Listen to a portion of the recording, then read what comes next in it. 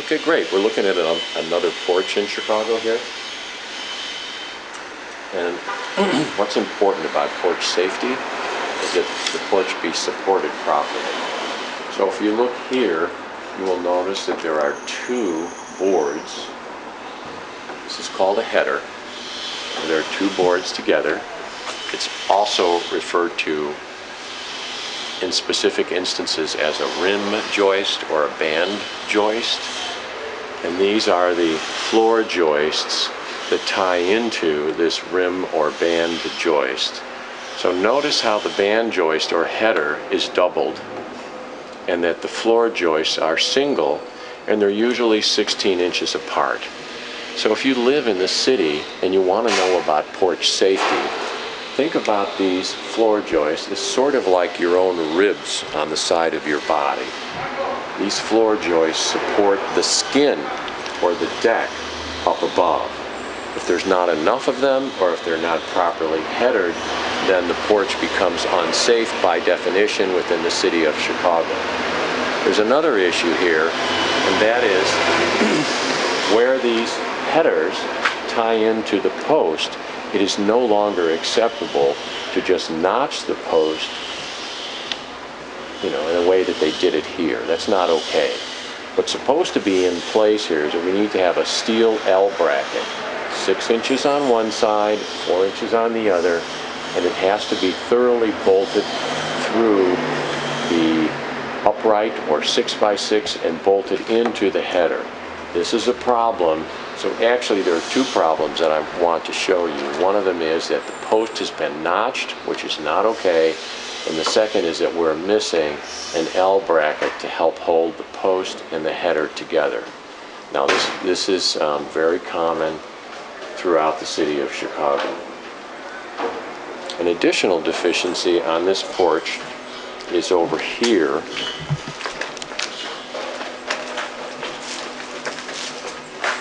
In this area. So if you can note that the floor joists come back and tie into something called a ledger board.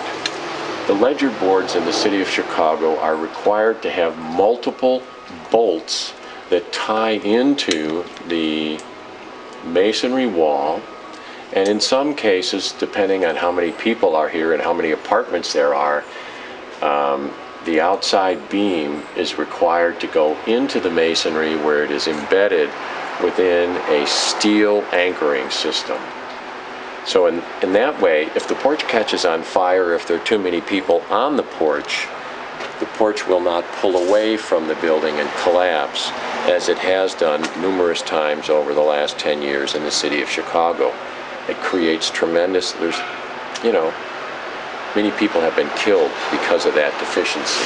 Look for bolts on your porch at the porch ledger, here and here, and all along this ledger board.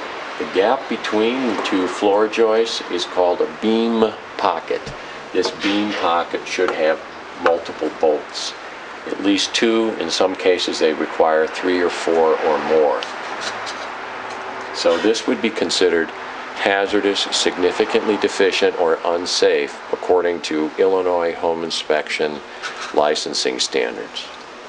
It needs repair immediately. Now, I would also point out that during a home sale or the purchase of a multi-unit building, my experience after many thousands of these inspections is that my clients don't worry about this quite as much as you would think.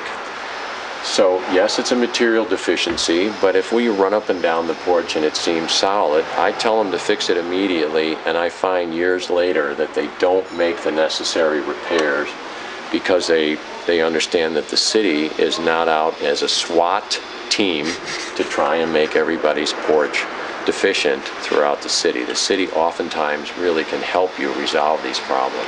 If you're buying into a multi-unit building that has a condo association, and we're talking about decks that go all the way up the back of a building, whose responsibility does that become to make those repairs prior to that sale? A rear porch is generally considered it is considered a common element. And a common element means that all of the unit owners will own the rear porch together. So if you want something like this fixed, you have to convince the condominium board to take responsibility for this and not just the unit owner. However, as a building inspector and licensed home inspector, it doesn't make any difference to me who owns the property. If it's an unsafe condition, it's unsafe. Trying to figure out who owns it and somehow use that to mitigate the deficiencies is ridiculous.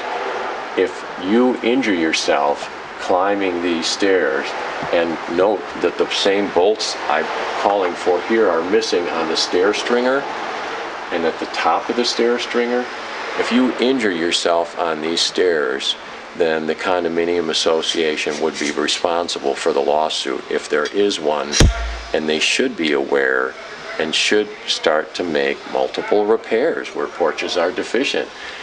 With a proper understanding, they could spend $400 or $500 a year or $1,000 a year, and over 5 years, this porch would be in great shape. You know, look at this one. You can almost see on tape how nasty. Also, let's take a look at this porch. Here's another porch. It's an example of one that's been repaired within the city of Chicago. Notice up here that this connection between the upright and the last joist includes a notch into the upright, and that's not okay. If this split that I'm touching goes all the way through the board or the upright, then that's not acceptable within the city of Chicago.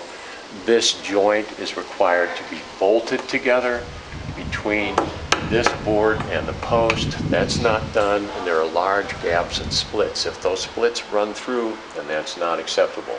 So even though this porch has had significant repair recently, it doesn't meet a minimum standard, and it would be considered hazardous, significantly deficient, and unsafe.